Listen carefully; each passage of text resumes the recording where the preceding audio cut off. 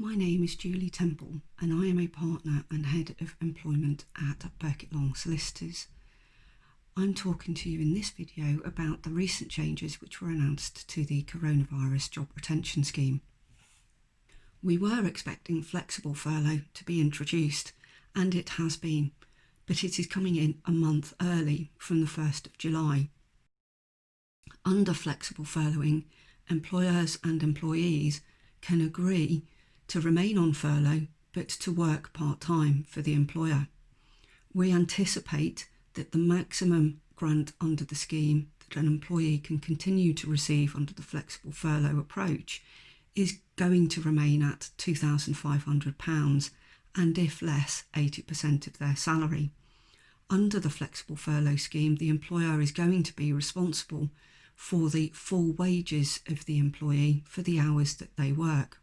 The other change which was announced, which was also anticipated, is a taper in what the government will be contributing to those employees who are on furlough. From the 1st of August, employers will have to pay the employer national insurance contributions and the minimum pension contributions.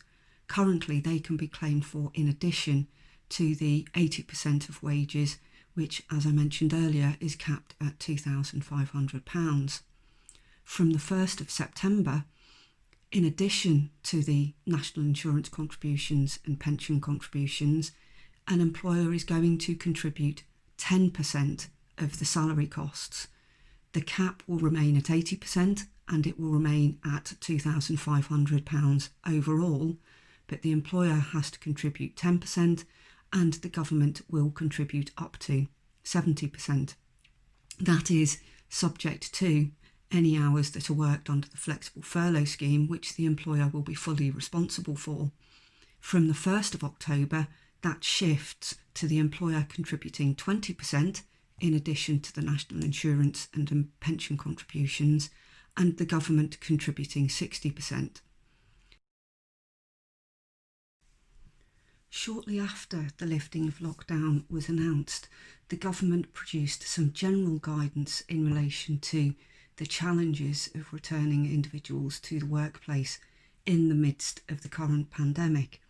That introduces a number of good, sensible points that businesses should bear in mind.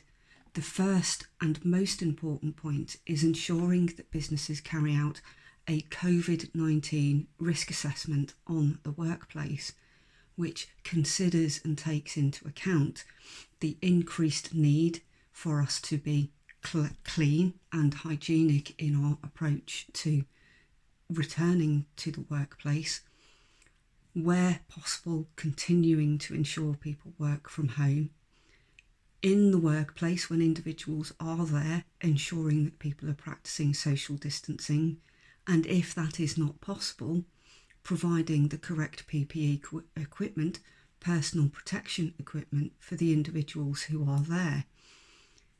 If, inevitably, I'm afraid, humans move closer and perhaps relax the rules following a few days back, employers are going to have to be strong and they are going to have to reinforce the messages of the requirement and the importance of social distancing and enforce it. Tell people, remind people that they have to wash their hands and they have to stay apart. In addition to the general guidance that was issued, the government has also issued 8 workplace-specific guidance notes that should be taken into account. Businesses may need to look at any number of those depending on the types of employees and types of workplaces that you operate in. It is really important that businesses, before you start to return individuals to the workplaces, take those guidance notes into account and, even more critically, in my view, communicate the steps that you are taking to those employees who are going to return. One of the issues that we are seeing in the return to the workplace is employees' concern about their own health and safety and the health and safety of their families, as they perceive that they are exposing those individuals, their loved ones, to a greater risk. If you can demonstrate as an employer that you are aware of the government guidance, that you have taken it into account, and that you have you've risk assessed and produced policies and procedures that will reduce those risks so far as possible, reassure your staff, then you are much less likely to come across issues in encouraging individuals to return to the workplace where that's necessary. I appreciate that there are difficult challenges ahead for businesses, both in terms of returning people to the workplace and deciding what that workplace might look like in the short to medium to long term. There are going to be difficult decisions to be made.